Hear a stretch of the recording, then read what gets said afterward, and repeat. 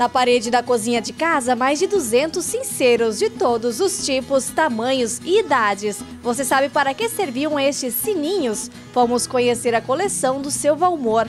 Esse aqui, quando a mamãe casou, o falecido vovô deu para ela.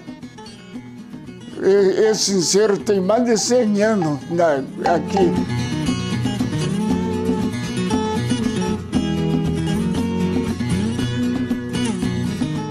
Olá, seja muito bem-vindo a mais um Vale Agrícola, um programa de agricultor para agricultor, mas que também pode inspirar e informar você da cidade. E nesta edição também é destaque. Tem a criação das abelhas sem ferrão. O Germano tem mais de 160 caixas no quintal de casa. Digamos que você não tem volta, você começa a trabalhar com elas, você começa a entender delas, a ver a diferença entre cada espécie, a produção de mel, a diferença do mel.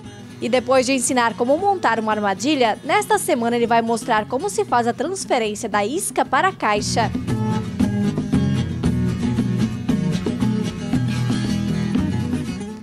Família do meio-oeste catarinense investiu nas mini-vacas para agradar os filhos, mas hoje vê oportunidade para entrar no turismo rural. Quem conhece, quem tem um cachorrinho dentro de casa, quem tem um gato dentro de casa, todo mundo trata muito bem, né? As grandes são o oficial e as pequenas é a brincadeira da fazenda.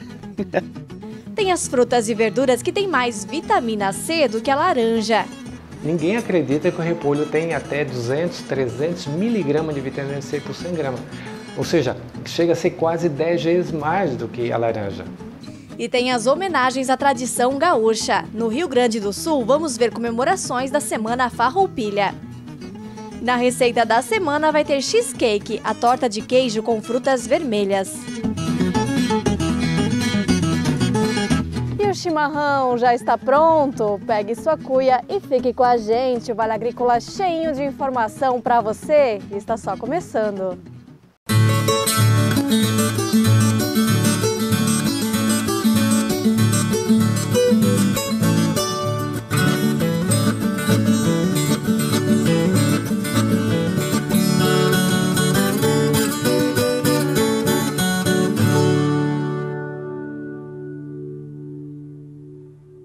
Nós começamos o programa falando das abelhas sem ferrão. Elas produzem menos mel, mas têm um grande valor de mercado. E o melhor de tudo, podem ser criadas em um pequeno espaço. Não dá para acreditar, mas no quintal desta propriedade, em Aurora, em Santa Catarina, o Germano cria 160 caixas de abelhas sem ferrão, conhecidas como melíponas. O Brasil possui hoje uma média de 250 espécies e só aqui são criadas pelo menos 15, desde as maiores até essas menorzinhas. E a paixão não é de ontem, começou quando ele ainda era criança. Desde o meu avô, meu pai, a gente era acostumado desde criancinha, ir lá, até o pai brigava com a gente, nós ia lá, abria a caixa da abelhinha lá, pegava, comia mel lá, eu, meus irmãos aí. Só que assim, desde criança, eu fui estudar mais e ir atrás desse assunto das abelhas a partir do momento que a gente vai conseguindo as caixas, né? Mas toda a vida assim a gente teve, né?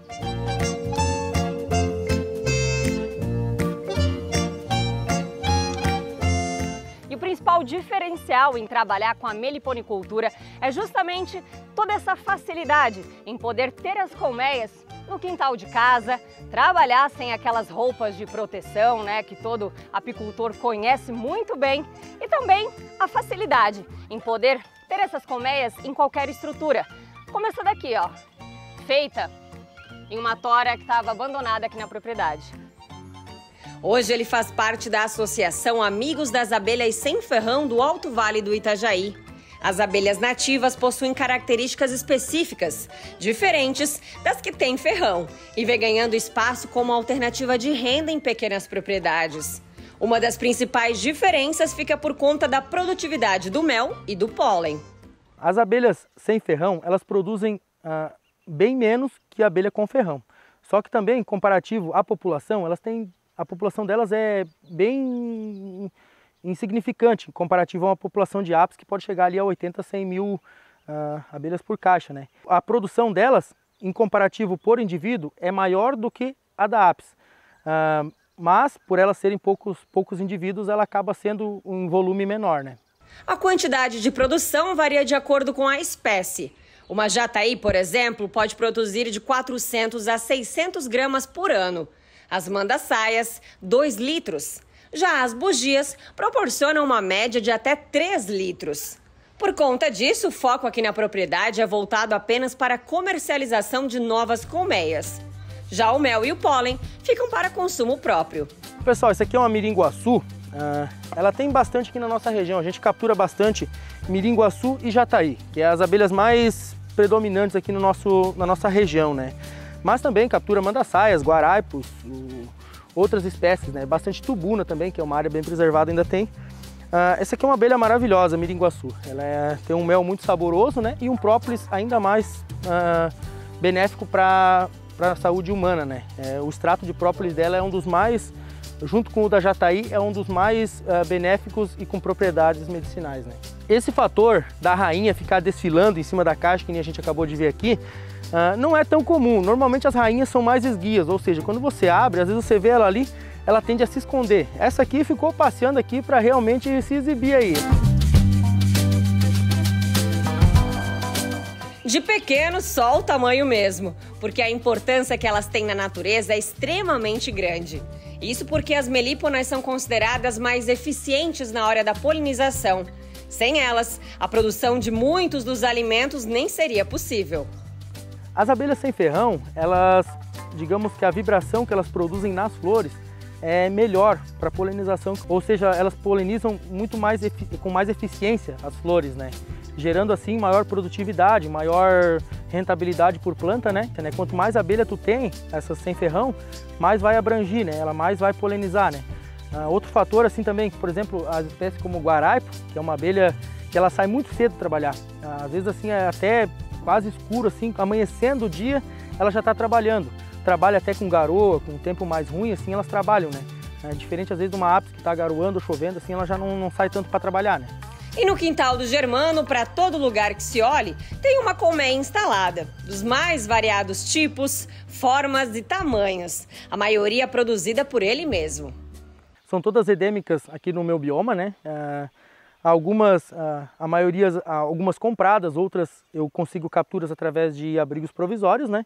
E assim, você pode estar adquirindo de fornecedores idôneos, né, criadores responsáveis, ou você pode fazer através de capturas de enxameações, né, da natureza, ou seja, digamos assim, mudas que soltam dos enxames da natureza, né. Os abrigos provisórios são feitos por ele, com materiais bem simples e reaproveitados, como garrafas PET, jornal, plástico e fita durex. Pelo volume de colmeia ser grande na propriedade, o ambiente precisa ser adequado para garantir que elas trabalhem em paz. Para mantê-las saudáveis, o jardim é repleto de mudas frutíferas e flores ricas em néctar, principal fonte de alimento para as abelhas. No período de inverno, elas também recebem uma suplementação de alimento feita pelo próprio apicultor. Quando você tem poucas caixas em um ambiente, você não necessita fazer suporte de alimentação. Quando você tem várias caixas aí, automaticamente há uma concorrência grande de alimentação. No período de escassez, no inverno, a gente faz a alimentação, né? Que é basicamente um xarope feito de água e açúcar cristal, né? Meio a meio, né? Metade de água, metade de açúcar. Coloca ali, faz a mistura. Você pode aquecer ele também, fazendo no fogo, né? E faz esse xarope e disponibiliza ali uma vez por semana, 2 vezes ao mês, ali só nas épocas mais frias, né? Todo esse trabalho é exposto de forma solidária em escolas, trazendo de forma teórica e prática a importância dessa preservação. As crianças aprendem também dicas de como capturar as abelhinhas, até fazer a instalação dos abrigos provisórios e colmeias em meliponários. As crianças ficam apaixonadas, é um mundo, é uma descoberta fascinante, assim, porque prende a atenção dos alunos, né? Você começa a falar. Às vezes tem um aluno ali, daqui a pouquinho eles começam a prestar atenção, eles ficam vidrados, assim, eles ficam apaixonados por aquilo, né? Benefício para as crianças, para a preservação das abelhas na natureza, mas também para o Germano, que é apaixonado pelo que faz e tem na atividade, além do ganha-pão, uma terapia diária. Digamos que você não tem volta, você começa a trabalhar com elas, você começa a entender delas, a ver a diferença entre cada espécie, a produção de mel, a diferença do mel, a diferença da abelha, da coleta dela, de todos os materiais, é bem interessante assim, e bem apaixonante.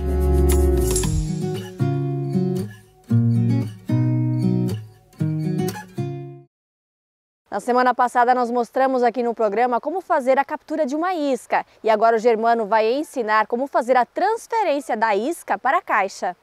Olá pessoal, hoje nós vamos fazer uma transferência de abelha jataí para a caixa racional. Caixa racional nós podemos usar dois modelos, esse modelo que é a caixa INPA, Instituto Nacional de Pesquisas Amazônicas, que ela é ninho sobre ninho e a parte de melgueira que depois dá para fazer a coleta de mel, né? E também a caixa baú, que é uma caixa que ela não tem divisórias e a gente tem que fazer a coleta através de sucção, né? Com seringa ou alguma espécie de sugador, né? Eu particularmente estou optando mais por caixas baú pelo desenvolvimento da abelha que é superior, né? Um fator muito importante quando você for instalar as iscas é assim, eu vou instalar essas iscas num local distante da onde que ela vai ficar, ou que nem no caso eu vou instalar ela no local onde é que vai ficar a caixa. Por que isso? Vamos supor um exemplo que eu vou instalar essa isca a 20 metros daqui do local onde é que ela está. Quando eu trouxer essa isca para cá, as abelhas vão voltar todas lá nesse local onde é que estava a isca. Por que isso? O GPS delas está programado para aquele local lá. Então eu vou acabar perdendo o meu enxame, né? A minha colmeia, né? O que pode se agir dessa forma? Ou colocar essa isca distante 600, 1000 metros do local onde que você vai colocar a caixa, ou vir gradativamente trazendo essa caixa 10 em 10 centímetros todo dia até no local, ou ainda melhor, o que é aconselhável é instalar a isca em um local onde é que já vai ficar definitivamente a caixa, ou seja, num beirado de rancho, em algum local assim. Aí evita esse processo todo. Eu utilizo essa parte da frente aqui, que se chama ponteira, para uma finalidade. Aqui a abelha vai construir toda a entrada dela, certo?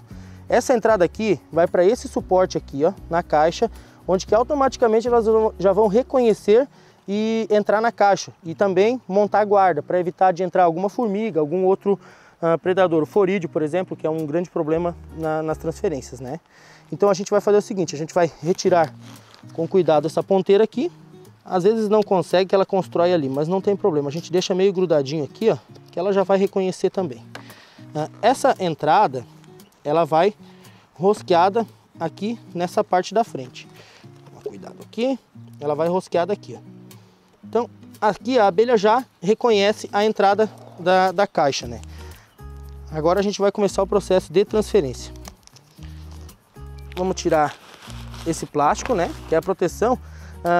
Como o pessoal que lembra aí do outro vídeo anterior da confecção da isca, essa isca aqui eu utilizei papelão. Por quê? Foi uma isca que ficou durante um prazo mais frio no mato. Então é interessante, talvez pode-se usar o papelão também. Ele é menos maleável, mas tem a mesma função que a função térmica, né? Aqui a gente vai cortar ele.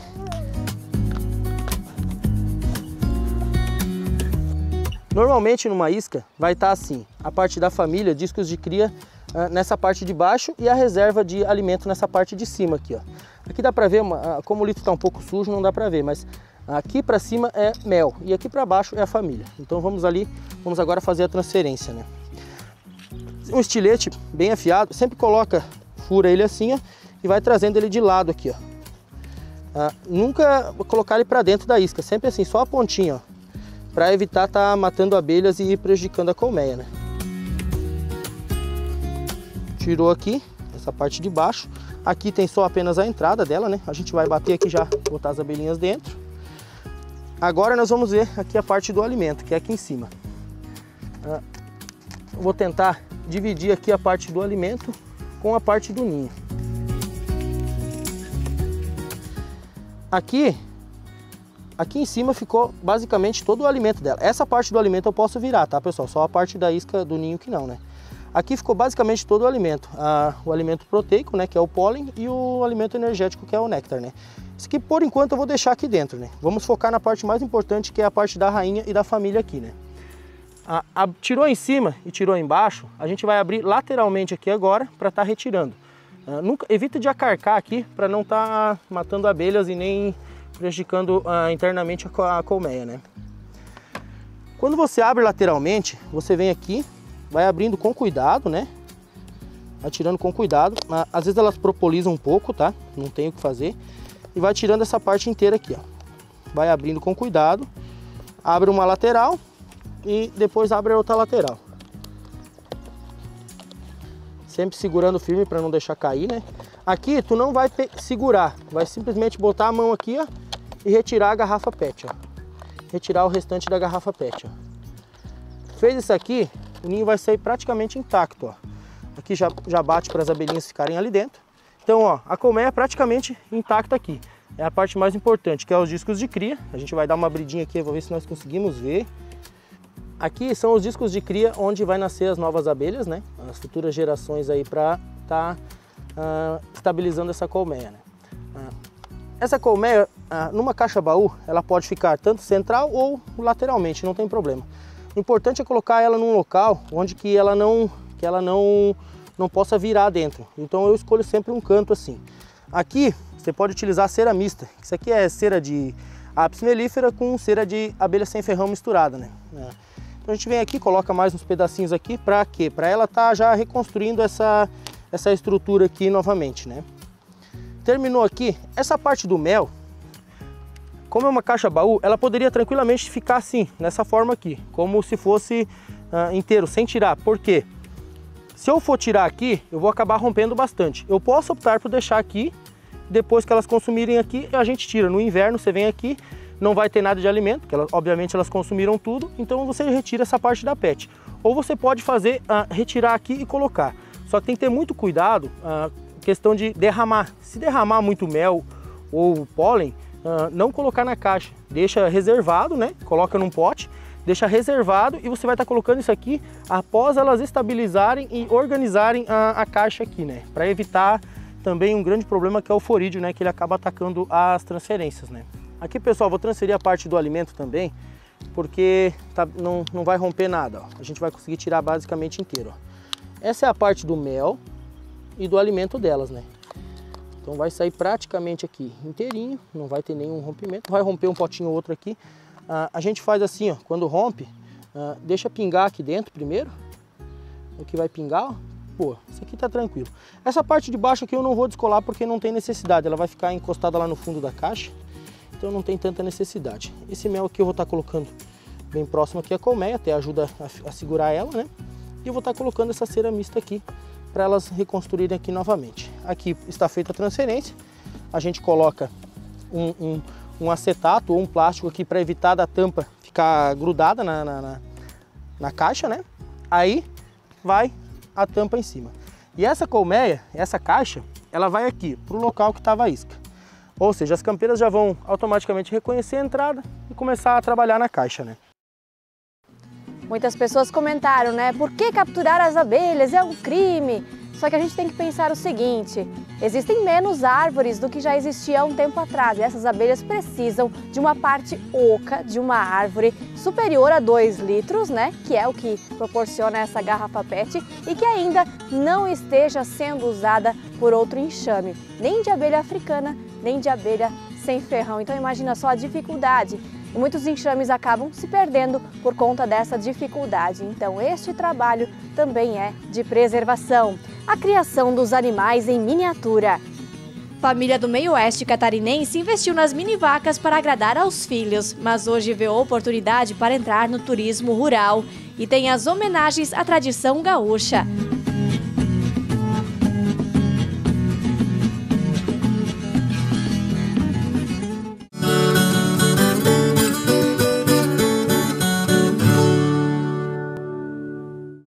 No campo, tem coisas que o tempo não muda, mas tem outras que estão sempre mudando e fazendo crescer a lavoura, o rebanho, a produção. E o Sicoob faz parte dessa evolução, dando apoio, transformando a vida de quem também tem raízes nesse chão. É por isso que cooperar com as mudanças no campo vai ser sempre a nossa maior tradição. Sicoob, somos feitos de valores. Soluções FBA na produção da banana. Mais pencas por cacho, maior estrutura de broto, maior emissão de cachos, maior produtividade. com o Adubo Eco Produção da FBA. Fertilizante composto por matérias-primas nobres e enriquecido com polímero orgânico e outros ativos que potencializam o efeito do fertilizante quando aplicado no solo. Temos a opção de embalagem de 25 quilos que facilita o trabalho do produtor rural no momento da aplicação. A nova forma de você comprar e vender para a sua propriedade. Com o AgroShop, você pode comprar e vender animais, propriedades rurais, máquinas e implementos, e até veículos. E o melhor, você anuncia sem custo. AgroShop, feito para o agro.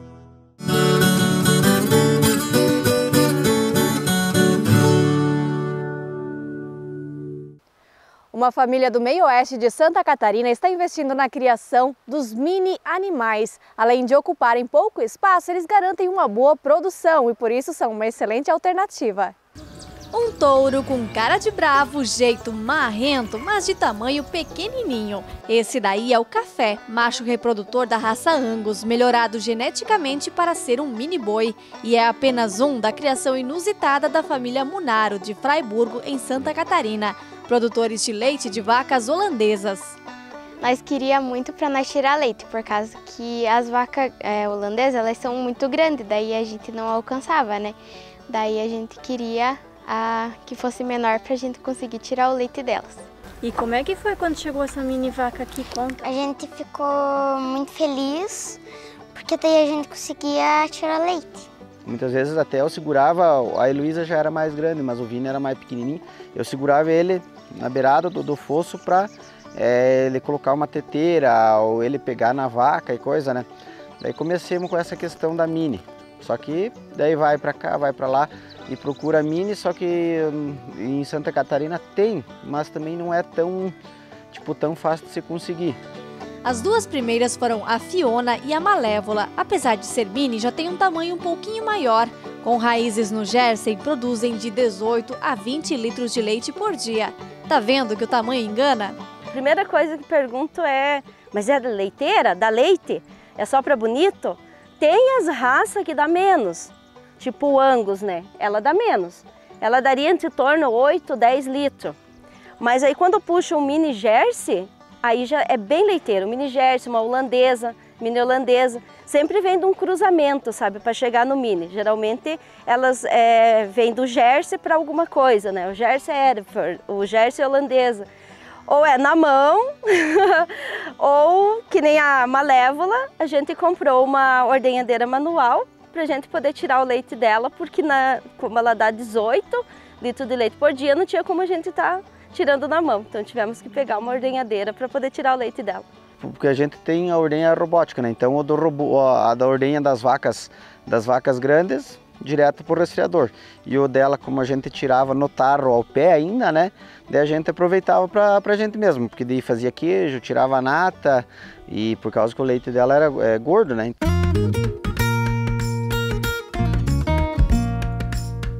As vacas são grandes aliadas do trabalho na roça. E aqui a gente pode ver um pouquinho dessa diferença de tamanho. Aqui temos uma holandesa em pleno estado de produção e a Michele, que está com 10 meses. Ela deve crescer ainda um pouquinho, mas não muito mais do que isso. Ela é a mesma vaca, a vaca grande, só pequena. Como o pessoal diz, como é que pode ser tão pequena? É uma genética, né? Só o que a gente notou, o pequeno, ainda não sabemos o porquê, já comentei com veterinários, não sabemos o porquê, mas eles são bem mais rústicos. Ó, nós temos aqui já tá indo para 4 anos, e eu até agora não mediquei uma das minhas vacas, das mini, por qualquer tipo de doença. Os mini são criados junto a pasto com as novilhas. Pequenos no nome, mas não quer dizer que não são espertos. Dia desses, algumas novilhas das grandes apareceram prenhas. E adivinhe, a culpa era do xerife, pai do Café. Não tinha feito inseminação, não tinha nada anotado. Até teve dias de eu falar para Jesus, ó, eu estou inseminando e você não está anotando de tá Aí quando começou a nascer os pretinhos, os mais baixinhos. Valente ele não era, ele era metido, não tinha, porque tinha que cuidar. Ele dava o jeitinho dele, o jeitinho do jaguarinha mesmo. No tamanho dele ele conseguia emprenhar, ele emprenhou, foi 4 ou 5 novilhas. E aí está o Figura, tão manso que dava de montar.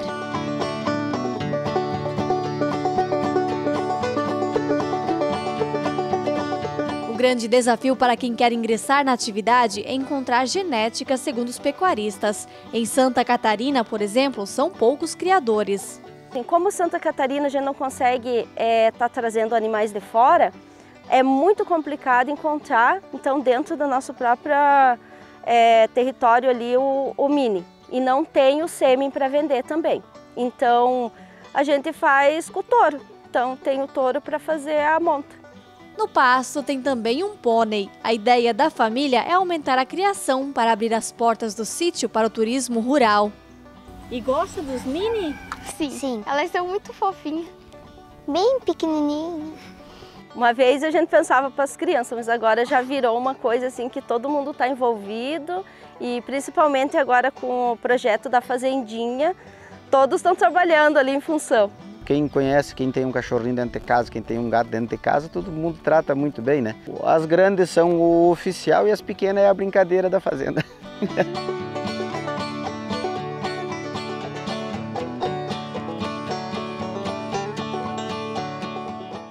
E agora nós vamos falar da tradição gaúcha. No Rio Grande do Sul, tem muitos centros que mantêm esta tradição, que vai muito além do chimarrão e da roupa típica. Um povo conhecido por preservar tradições, que só de olhar a roupa já dá para dizer: esse é gaúcho, todo piochado ou só de bombacha. Neste Centro de Tradição Gaúcha, CTG, que fica em Passo Fundo, no Rio Grande do Sul, são mais de 500 entre homens, mulheres e crianças que se dedicam a passar a cultura adiante. O sul do Brasil é muito unido nisso, tem muita coisa em comum. Muda o jeito de falar algumas coisas, muda a maneira de se vestir talvez um pouquinho, mas a raiz é a mesma, é a raiz do sul do Brasil, porque aqui não tinha fronteira. O cavalo, o boi não conhece fronteira. Você está solto quando não tinha cerca, ele não conhece fronteira, ele está andando, está para lá para cá. E o gaúcho, a origem do gaúcho também, ela não ter fronteiras. Seja inverno ou verão, o chimarrão está sempre na mão, seja para esquentar ou refrescar. A tradição remonta ainda às paisagens de campanha, ao cavalo, sempre pronto para a lida campeira, e ao churrasco, que é prato oficial, por assim dizer. Mas se engana quem pensa que para ser gaúcho, basta nascer no Rio Grande do Sul. Cara, eu conheço muita gente daqui, entre os meus amigos, que não sabe fazer um mate. O cara não sabe acender o fogo para passar uma carne, não sabe espetar um pedaço de carne. Não é uma coisa que seja assim, que nasce com a gente já. É da tua família, vem de pai para filho. Eu aprendi com meu pai, aprendi com meus avós. A gente começa na entidade, incentivando essa gurizada a estudar a história do Rio Grande, estudar a história das danças tradicionais, a história da culinária, a história do Brasil em si.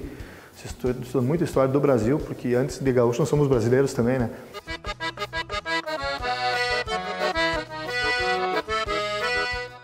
A exaltação da figura do gaúcho começou com inspiração de movimentos que já existiam na Argentina e Uruguai.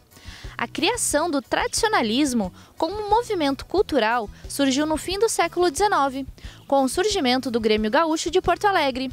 Depois vieram outros clubes pelo interior do estado. No começo eram os homens que viviam solitários, a cavalo, faziam trabalhos aqui e ali, não tinham paradeiros, né? E depois o gaúcho nas estâncias foi se tornando o que nós hoje cultuamos como uma figura do gaúcho em si, né? Em 47 eles pediram autorização para o Exército para tirar uma centelha da chama da pátria, lá no desfile da pátria de 47, e fizeram o translado dos restos mortais do general Canabarro para ser enterrado em Porto Alegre. Há 76 anos iniciava uma tradição do povo gaúcho, quando a chama crioula ficou acesa do dia 7 ao 20 de setembro de 1947. Hoje temos mais de 2.500 núcleos dedicados à cultura gaúcha. A chama crioula se tornou uma expressão da cultura gaúcha. Ela é acesa antes dos festejos da Semana Farroupilha e levada a cada uma das 30 regiões tradicionalistas espalhadas pelo estado.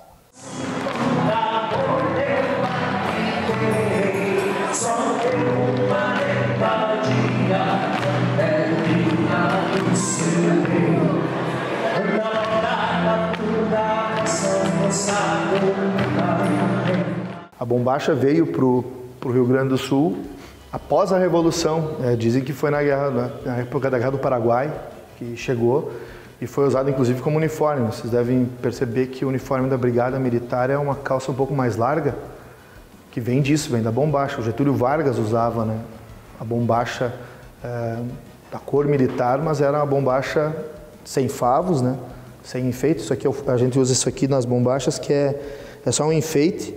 Dizem que era as esposas que faziam, né, para os maridos, para enfeitar, as mães faziam para os filhos, para enfeitar a vestimenta. Basicamente, há 3 tipos de pilchas: a campeira, para a prática de esportes, e a pilcha para atividades artísticas e sociais. E falando em atividades artísticas, a música também pode ser considerada o ritmo da tradição.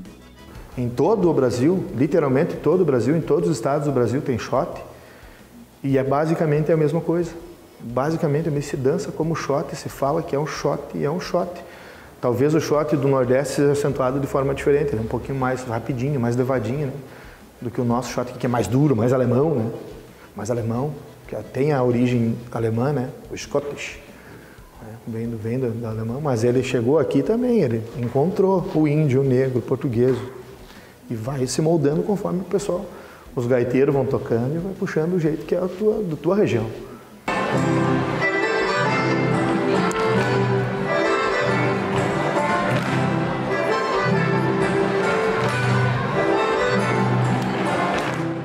Daqui a pouco tem uma coleção diferente, cheinha de significados. Seu Valmor tem mais de 200 cinzeiros pendurados na cozinha. Sininhos de localização usados para as vacas eram essenciais em tempos antigos, de muitos campos e pouca cerca.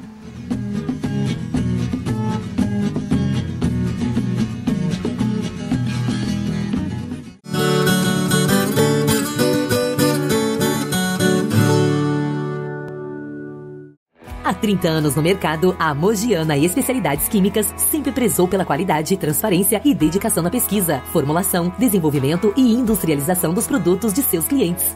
Nossa linha Agro vem para atender as empresas fabricantes de fertilizantes e adjuvantes, desenvolvendo produtos como aditivos, agentes quelantes e complexantes, aminoácidos e tantos outros, sempre acompanhando o que há de mais moderno em tecnologia sobre fertilizantes.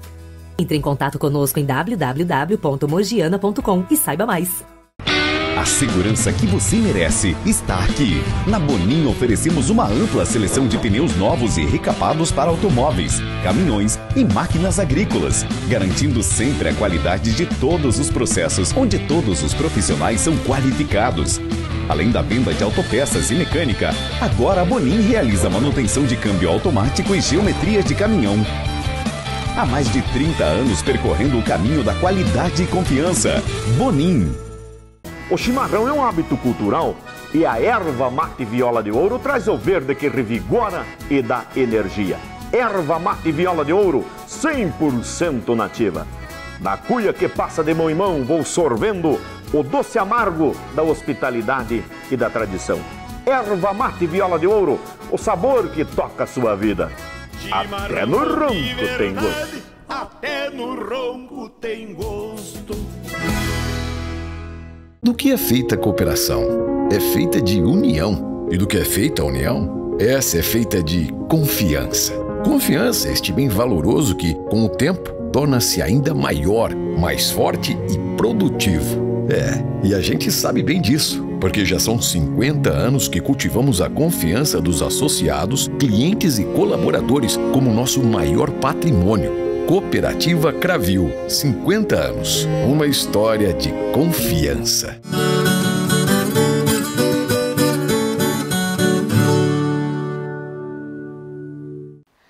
Antigamente, todo gado tinha que ter um sininho de localização, principalmente porque os campos eram muito grandes e não tinham cercas. O morador da Serra Catarinense gostava tanto destes cinzeiros que encheu a cozinha da casa deles. Entre os pinheiros e a pastagem da Lagoinha, no município de Curitibanos, está a casa da família Guetem. Dona Rogéria já observa curiosa o drone que vai chegando. Logo, logo, o esposo, seu Valmor, também sai de casa para receber as visitas. Quantos anos mesmo faz que nós moramos aqui? que nós mudamos para cá faz 66 anos. Foi depois de casado de 2 anos. Pode entrando. É na cozinha que a gente encontra a coleção, uma curiosa coleção, assim por dizer. Pendurados na parede junto ao forro estão os cinceros, guardados um a um pelo seu Valmor, que completa nos próximos dias 88 anos.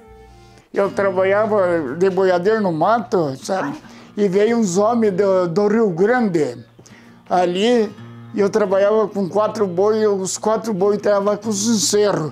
E eles quiseram comprar, ele dá um animal escolhido para os 4 sinceros, ele não quis.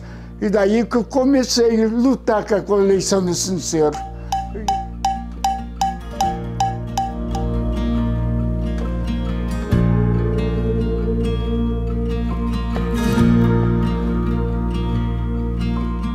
E de lá já passaram mais de 6 décadas. A coleção hoje conta com 204 cinceros e a maioria deles com histórias da fazenda.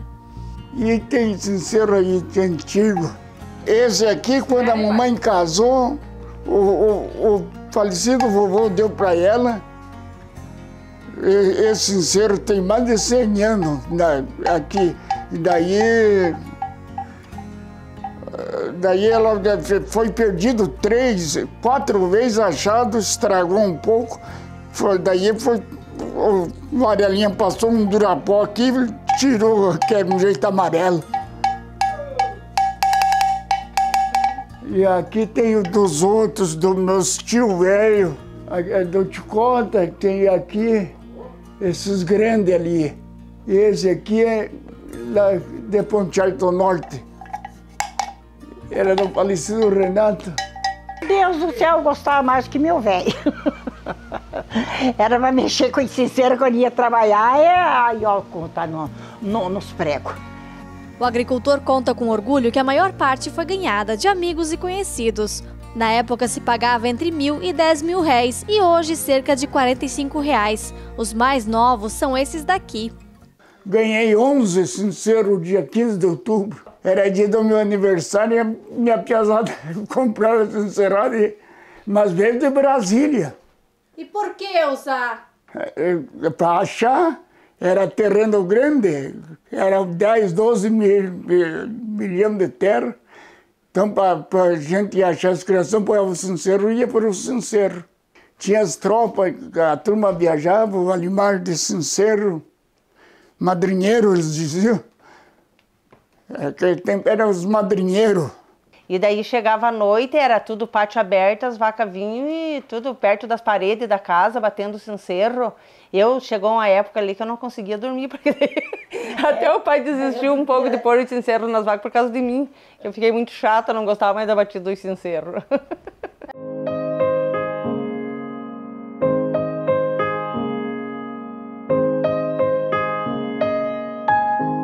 Dos antigos aos mais novos e também dos grandes aos pequenininhos.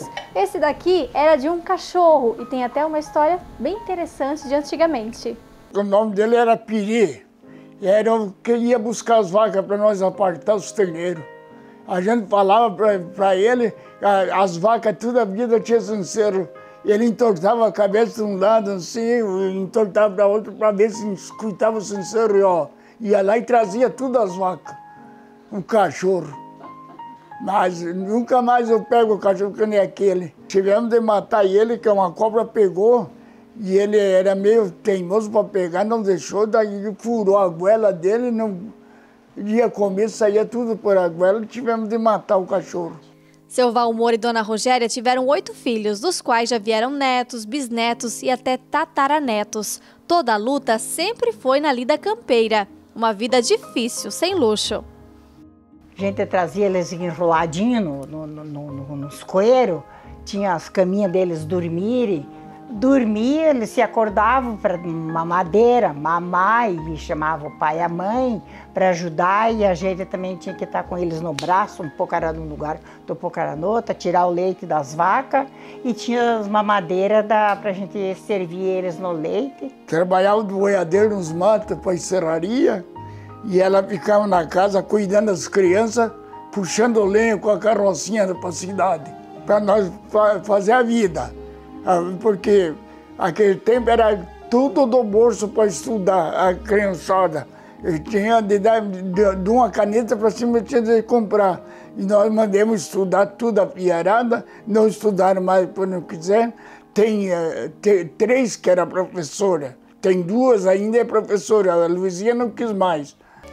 Seu Valmor conta que o pai veio da Alemanha junto com o avô. Nos quadros de família, a gente vê ainda mais uma recordação dos tempos de gaiteiro. Eu toquei muito baile na vida. Tinha semana que eu tocava 3 bailes por semana. Batia surpresa na turma e dançava e dava par valendo.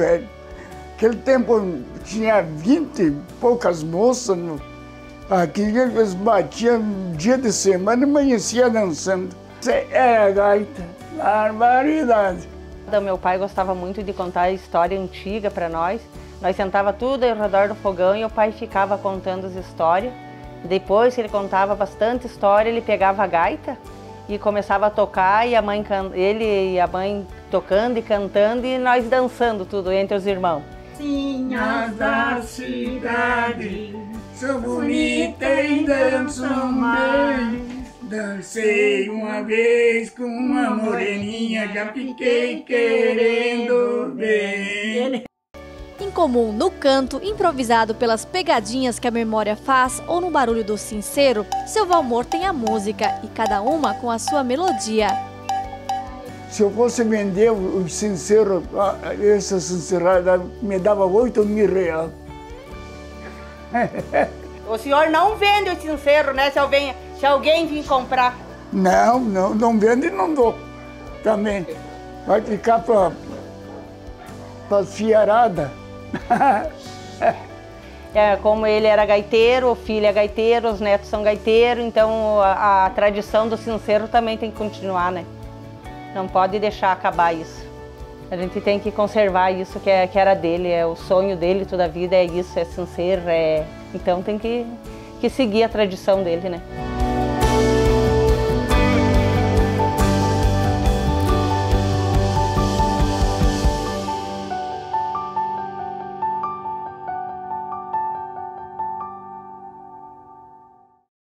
Se você nos acompanha pelo YouTube, não se esqueça de inscrever e já ativar as notificações. Durante a semana, todas estas reportagens vão estar disponíveis nas nossas redes sociais. Nós vamos agora para aquele intervalo curtinho e na volta o assunto é vitamina C. Sabia que o repolho tem mais vitamina C do que a laranja? E tem o passo a passo para fazer uma cheesecake, torta de queijo com cobertura de frutas vermelhas.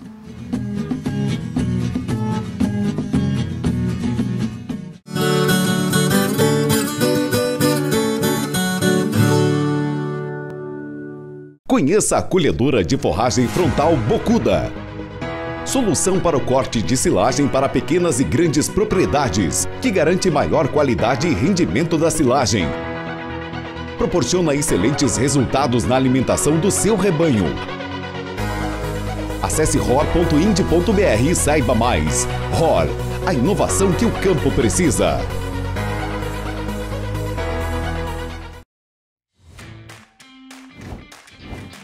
Que cheirinho bom!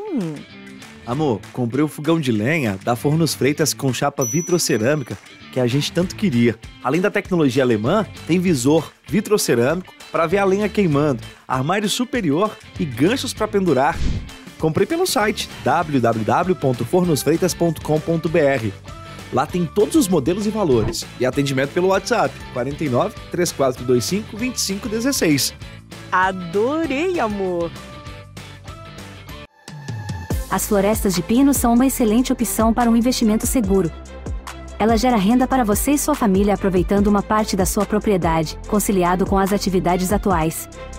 Para iniciar uma floresta da forma correta, procure a orientação técnica através do programa Refloresta Alto Vale. Com o programa Refloresta Alto Vale, a sua propriedade rural pode muito mais. Venha crescer com a gente!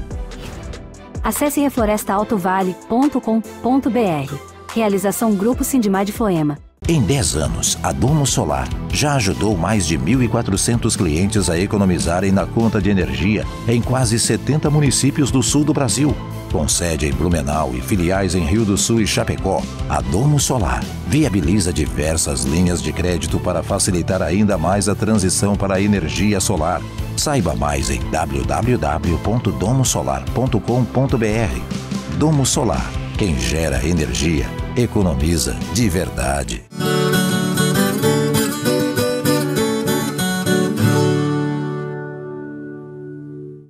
A vitamina C é uma das mais importantes para o nosso corpo. E quando a gente fala neste assunto, logo lembra da laranja. Mas será que é só ela? Confira na reportagem. Laranja, fresquinha, suculenta e uma referência quando o assunto é vitamina C. Quem é que já não recebeu a indicação de consumir muito para ajudar a aliviar uma gripe, ou melhor, até prevenir que ela chegue? Tem de 30 a 50 miligramas para cada 100 gramas da fruta. Mas se eu te disser que o repolho é mais benéfico ainda, você acredita? O Amauri, que é especialista em plantas bioativas, explica. Ninguém acredita que o repolho tem até 200, 300 miligramas de vitamina C por 100 gramas. Ou seja, chega a ser quase 10 vezes mais do que a laranja. Mas ninguém associa, né, isso com vitamina C, porque sempre é associado o sabor ácido com vitamina C, né? Mas o repolho tem muito mais vitamina C que a própria laranja. Outros alimentos que podem entrar muito bem nesta lista são brócolis com 122 miligramas, salsa 183 miligramas, goiaba 228 e a acerola, que tem mais de 150 miligramas de vitamina C. E recentes descobertas mostraram um fruto brasileiro ainda mais poderoso. O tal de camu-camu, aquela planta da Amazônia, uma mirtácea, né, parente do araçá, na verdade. Mas o sabor do fruto é muito ácido, não por culpa da vitamina C, mas por outros compostos, e que chega a produzir 5.000 e ainda não está sendo muito aproveitado, embora já existam algumas iniciativas no Brasil. Quando o assunto é mundo, o destaque fica para uma fruta australiana. A Terminalia fernandiana, ou ameixa de cacadu, pode chegar a 13.000 miligramas de vitamina C. Então essa Terminalia da Austrália pode ser a grande fonte de vitamina C, principalmente para uso industrial, porque está altamente concentrada, né? E uma pessoa que consumir apenas um fruto dessa planta, ela tem vitamina C para várias pessoas, na verdade, né? Existe uma dose muito elevada. E é claro, quando uma dose também passa a ser muito elevada, a gente tem que se preocupar. Vamos ver o que acontece se tomar muita vitamina C. Você pode estar causando alguma interação com algum nutriente também. Tem que prestar muita atenção em alguns excessos, né, que a natureza possa produzir. Assim como outras vitaminas, o ácido ascórbico também pode ser suplementado com ativos comprados na farmácia. O mercado de nutracêuticos já movimenta mais de 6 bilhões de reais por ano só no Brasil. Tem gente que vive comprando toda sorte de suplementos, né, para manter a pele boa, para evitar a queda do cabelo, para ter um alto potencial energético. E a impressão que dá que tudo isso é produzido em laboratório. Aí que existe um engano. Grande parte desses suplementos alimentares que a gente compra em farmácia e vende em laboratórios, a origem principal são as plantas. Só que a maioria das pessoas desconhece o que é esse produto, né? E quando a gente fala em propriedades medicinais, como não lembrar também das frutas vermelhas? Elas são ricas em antioxidantes que ajudam inclusive a prevenir o câncer e também compõem. A receita de hoje é uma cheesecake com frutas vermelhas. Hoje vamos preparar uma cheesecake de frutas